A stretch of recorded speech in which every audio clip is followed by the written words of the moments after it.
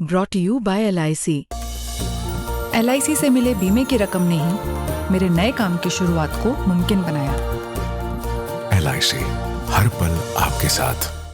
Budget के दिन जब देश की निगाहें संसद पर टिकी थी, उसी वक्त कमोडिटी बाजार में तेज बिकवाली का तूफान देखने को मिला।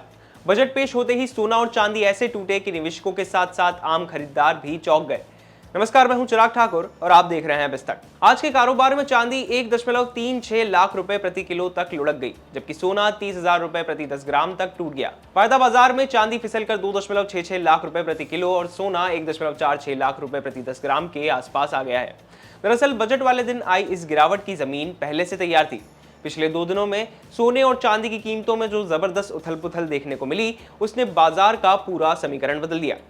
MCX के आंकड़े बताते हैं कि गिरावट कोई मामूली करेक्शन नहीं, बल्कि तेज दबाव का नतीजा है। 29 जनवरी को चांदी 4.01 लाख रुपए प्रति किलो के ऑल टाइम हाई पर पहुंच गई थी, लेकिन 1 फरवरी को ये सीधे 2.66 लाख रुपए पर आ गई।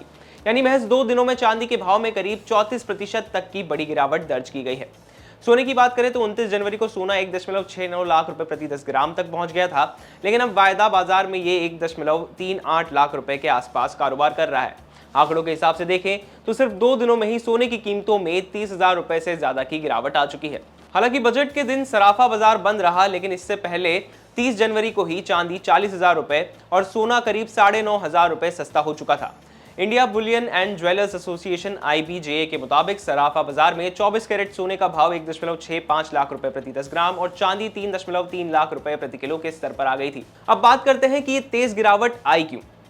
एक्सपर्ट्स के मुताबिक इस तेज गिरावट के पीछे 3 बड़े फैक्टर काम कर रहे हैं। पहला, जबरदस्त मुनाफा वसूली यानी प्रॉफिट बुकिंग। पिछले कुछ हफ्तों में सोना और चांदी लगातार नए रिकॉर्ड बना रहे थे।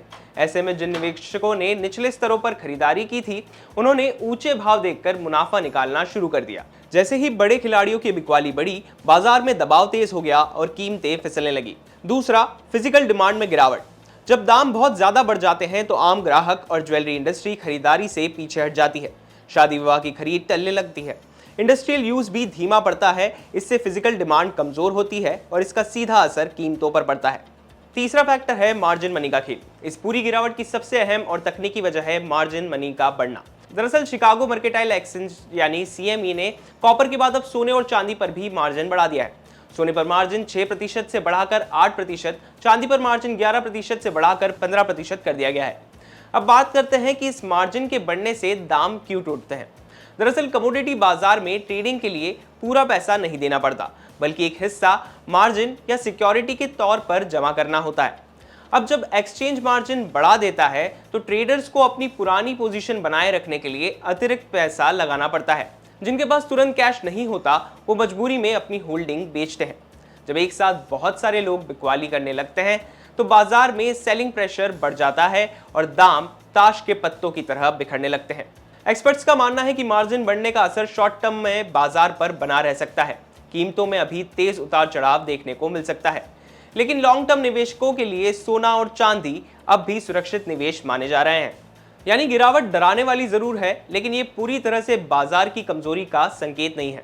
तो ये थी बजट के दिन सोने चांदी में तेज गिरावट की पूरी कहानी। आपको ये बजट कैसा लगा, हमें कमेंट करके जरूर बताएं और बिजनेस से जुड़ी तमाम खबरों के लिए आप देखते रहें बिस्तक।